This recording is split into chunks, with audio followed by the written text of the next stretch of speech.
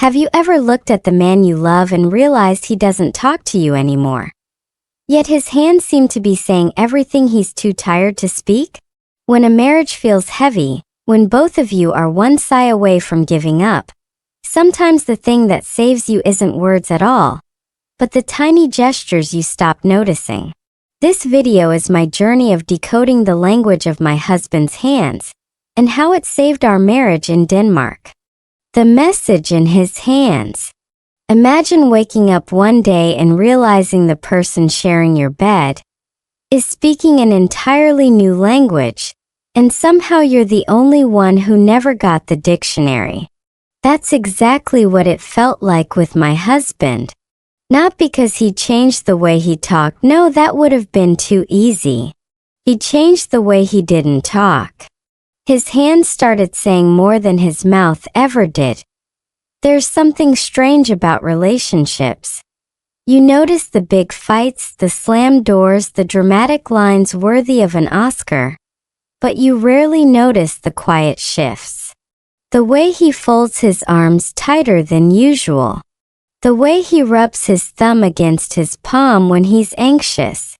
The way he reaches out halfway, almost touching your shoulder, then pulls back like he's afraid of the truth that might spill out. First, I brushed it off. I told myself, come on, you're overthinking. It's winter in Denmark.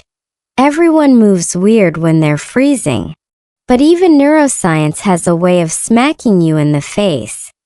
The brain leaks emotions through the body long before the mouth catches up. Psychologists call it microbehavioral signaling.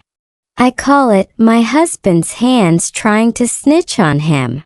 One night while he was making tea, I noticed his fingers tapping the counter. Slow, steady, almost like Morse code. The rhythm said, something's wrong.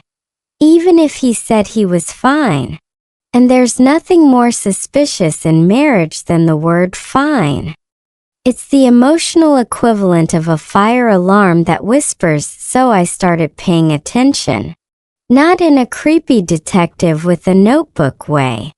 More like a man who finally realizes the love of his life might be slipping into silence because he no longer feels safe speaking. And once you see that, you can't unsee it. The wild part? His hands weren't betraying him. They were begging me to listen. In other words, his nervous system was throwing the towel long before the relationship did. A marriage under Danish skies. If you've ever lived in Denmark, you know the sky can stay gray for so long that you start wondering if the sun took a personal vacation without telling anyone. And somehow, without noticing, our marriage started to match the weather. Not dramatic, not stormy, just heavy, a kind of emotional drizzle that never stopped, soaking quietly into everything. People think broken marriages begin with shouting. Honestly, they start with sighing. Little tired exhales that sound like punctuation marks at the end of sentences we're too exhausted to say out loud. My husband and I were two men under the same Danish sky, breathing in the same cold air, yet emotionally standing miles apart. There's this weird thing the brain does when it's overwhelmed. Instead of asking for help like a reasonable organ, it shuts down the speech center first. Neuroscientists say it's a protective response to emotional overload. I say it's the brain acting like a moody teenager who slams the bedroom door and refuses to talk. And that's exactly what happened to us. We didn't fall apart. We just stopped explaining ourselves. I remember a morning in Aarhus when he handed me my scarf before I even realized I'd forgotten it. Something so small, yet the way he placed it in my hand felt distant. Not cold, just careful. Like he was trying not to break something already cracked. It hit me then, we weren't fighting. We were fading. The worst part? We still loved each other. That's the kind of pain no one warns you about. Loving someone so deeply that you don't know how to tell them you're drowning. So instead, we both pretended the silence was just stress, just work, just winter. As if naming it anything other than what it truly was would magically fix it. But the truth always leaks through behavior. His quietness. My avoidance. The way we both hesitated before speaking, as if choosing between honesty and peace, under those Danish skies. Our marriage wasn't dying loudly. It was whispering for help, and I was only just beginning to hear it. The night we stopped talking. There's a specific kind of silence in a marriage that doesn't feel peaceful. It feels like stepping into a room where someone has just cried. The air is still but heavy, thick, almost trembling. That was the silence waiting for us one night in our apartment in Aarhus. No fight. No dramatic exit. No slammed doors. Just two men sitting on opposite ends of the same couch, pretending the quiet wasn't slowly erasing us. Here's the strange thing about human psychology. When emotions get too intense, the brain sometimes doesn't shut down your feelings, it shuts down your words. It's called emotional flooding, where your nervous system basically goes, nope, too much. We're unplugging the language part until further notice. And that night, both our brains apparently staged a synchronized mutiny. I remember him holding a mug of chamomile tea. He wasn't drinking it, he was just holding it like it was something stable in a moment when we weren't. His thumb kept circling the rim of the mug, slow, nervous. I watched that thumb more than I watched his face, because his eyes were carefully avoiding mine, the kind of avoidance that says, if I look at you, everything I've been holding back will spill out. The weird part? I wanted to say something. Anything. Even something stupid like, do we have milk for tomorrow? But my mouth stayed shut while my mind screamed. It's embarrassing how many marriages break not because someone said the wrong thing, but because both people were too afraid to say the right thing. He finally set the mug down with a soft clink. Not loud, not angry, just final. And in that tiny sound I heard the truth. We weren't talking because we didn't know how to fix what we didn't want to admit was broken. Silence can be a gentle killer. It doesn't stab. It dissolves. Slowly. Quietly. Predictably. That night we didn't lose each other. We simply stopped reaching. And sometimes that's how losing begins. What his hands confessed. If you ever want to know what a man is really feeling, don't listen to his words, watch his hands. Words lie. Hands don't. And the night after our long silence, his hands finally said everything. His mouth had been too tired, too scared, too overwhelmed to speak. It started in the kitchen, of all places. He was standing by the sink, rinsing a plate that was already clean. The universal sign of, I'm thinking about something I don't want to think about. But it wasn't the plate that caught my attention. It was his fingers. They kept trembling just slightly, like they were trying to whisper a truth his voice refused to release. Psychologists call this somatic leakage, the body expressing what the mind refuses to admit. I call it my husband's hand staging a full emotional confession without his permission. He set the plate down and leaned on the counter, palms flat, shoulders tense. And then this tiny heartbreaking thing happened. He curled his fingers inward, like he was holding something fragile. It took me a minute to realize he wasn't holding anything. He was holding himself together. There's a moment in every relationship where you suddenly see the person you love, not as someone who is angry or distant, but as someone who is hurting and terrified of showing it. That was the moment for me that I whispered his name. He didn't answer. Instead, he lifted his left hand halfway, as if reaching for me, then stopped, hovering in the air for a second too long before letting it fall. That unfinished gesture hit harder than any argument we'd ever had. It wasn't rejection. It was fear, the kind that says, I want you but I don't know if I'm allowed to anymore. It's wild how the body betrays the truth. The fingers he tried to hide. The shaky breath he tried to steady. The way his hand brushed the counter, searching for balance the way he once searched for me.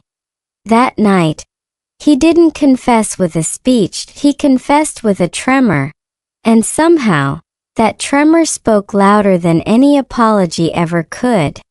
Learning the language of us. You know that moment when you realize you've been speaking the wrong language to someone you love, even though you technically speak the same one? That was me, standing in our living room in Denmark, realizing I had absolutely no clue how to read the man I married. Not because he was complicated, but because I'd spent so long listening to what he said that I forgot to listen to what he didn't say. The human brain is hilariously stubborn. It insists communication is about words, when in reality, 70% of emotional meaning comes from tone, posture, gestures, all the quiet things you can't record in a text message. So I did something radical for a man. I started paying attention. The first thing I noticed was how he touched objects instead of touching me. His hand lingered longer on the back of a chair than it did on my shoulder. He straightened decorative things that didn't need straightening. The psychology term is displacement behavior. The real-life term is, I'm reaching outward because I don't know how to reach you. Then there were his pauses, those long, thoughtful pauses before he answered simple questions like, do you want tea? Not because he didn't know, but because he was trying not to say something else. Something heavier. Something true to so I began decoding him the way you decode a new language. Slowly, clumsily, with too many mistakes and too many moments of wait. What does that mean? If he rubbed the back of his neck, he was anxious. If his hands stayed in his pockets, he was overwhelmed. If he tapped his thumb against his thigh, he was trying not to cry. Easy? No. Worth it? Absolutely. Some nights I sat beside him quietly, just watching the way his fingers twitched when his thoughts grew too loud. And in those moments I didn't push him to talk. I didn't demand clarity. I just let his hands speak their strange, trembling language because slowly, painfully slowly, I realized something. He wasn't shutting me out, he was asking me to learn him again. And honestly, that's the kind of homework they should have warned us about before we signed a marriage license. The breakthrough in Copenhagen. It's funny how a city can mirror your marriage. Copenhagen, with its cold canals and quiet streets, seemed to reflect every unspoken word between us. I remember walking there one afternoon, my husband a few steps ahead, hands buried in his pockets, shoulders tight like he was carrying invisible weights. I thought about giving up. Really, I did. But something inside whispered, not yet. Watch. Observe. Learned that we ducked into a small cafe, warm and bright, the scent of cinnamon and coffee filling the air. He ordered 2 cappuccinos, and for the first time that week, our eyes met without looking away. It was subtle, almost imperceptible, but it was there. And in that subtlety, I saw a crack in the wall of silence that had grown between us. His hands, which had been so carefully contained, started doing what they always did when he couldn't find words. They rested on the table, tapping lightly, tracing the rim of his cup, occasionally brushing mine. Each tiny gesture was a message. I'm here. I'm still here. Don't leave, science calls it embodied communication. Our brains process and remember gestures faster than spoken language. In other words, our hands were talking and I was finally listening. Each tap, each brush, each hesitant reach was a syllable in the language of us. And for the first time I responded, not with words but with my own hands, reaching across the table, mirroring him, acknowledging him. The breakthrough didn't come with dramatic speeches or tearful confessions. It came with a small, almost imperceptible act, my hand lightly covering his. The tremor in his fingers stilled. His shoulders relaxed. That single touch said more than any apology, any "I love you" could. It's amazing how a marriage can pivot on tiny actions. We didn't fix everything that day, but for the first time in months we felt connected again, and that felt like a victory. Sometimes you don't need to shout across the room to be heard. Sometimes you just need to watch hands and respond, because love, real lasting love, is often in the details you almost miss. When his hands reached for mine, there's a unique kind of courage in simply reaching out. Not sending a text, not leaving a note, just extending your hand, hoping someone will take it. In our marriage, that moment came one evening in our apartment in Copenhagen. The light outside was dim, the city quiet, and we sat across from each other at the small dining table, both exhausted from months of unspoken tension. He moved first. His fingers stretched slowly toward mine, almost hesitant, hovering for a fraction too long before our hands finally met. That pause, the silent question in the air, was louder than any argument we'd ever had. It wasn't about pride or being right, or even saying "I love you." It was about trust. It was saying, "I still want you here. Please don't give up on us." Our brains are wired to notice touch in ways that words can't replicate. Psychologists call it affective touch. Contact that releases oxytocin, reduces stress, and strengthens emotional bonds. I felt it instantly. A warmth spreading, dissolving months of distance. In that one simple act, every tremor, every hesitation in his hand was a confession and a plea rolled into one that I mirrored him, squeezing gently, silently acknowledging the message his hands had carried for weeks. I need you. I'm scared, but I'm still here. And as our hands intertwined, it felt like a language we had both been learning slowly, painfully, finally becoming fluent in together. There's something humbling about understanding that love is not just spoken. It is touched, noticed, and felt.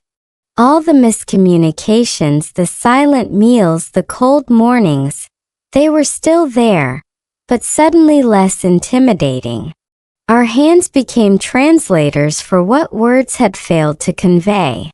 Each subtle movement, each gentle touch, became a sentence in the story we had almost forgotten how to tell. From that night on, our gestures started to speak as loudly as our voices. Not because we abandoned words, but because we finally realized some truths are too vulnerable to be spoken and too important to ignore. Sometimes the strongest bridges are built with fingertips. What your hands want to say. By now I had learned something crucial. In marriage, hands often speak what words cannot. They confess fears, extend forgiveness, and plead for patience when pride or exhaustion keeps mouths silent. My husband's hands had become our secret language, subtle, intimate, and astonishingly honest. There was a moment one rainy afternoon in Copenhagen when he reached across the table, brushing his fingers lightly against mine. That small gesture carried everything: apology, love, reassurance, and hope. Science would call it nonverbal communication activating oxytocin, but in real life it was a lifeline. It told me that even in silence, even after months of drifting, we were still present for each other. I began paying attention to the little things. The way he adjusted my scarf when we left the apartment, the nervous tapping of his fingers when he was thinking, the way his hand rested on the back of my chair, reminding me he was there, silently saying, "I'm with you." It was humbling and beautiful, realizing that a lifetime of love could be compressed into these small, intentional acts. This journey taught me patience, awareness, and the power of observation. Loving someone isn't just about grand declarations. It's about noticing the tremor in their hands, the subtle movements that betray emotion, and responding with empathy.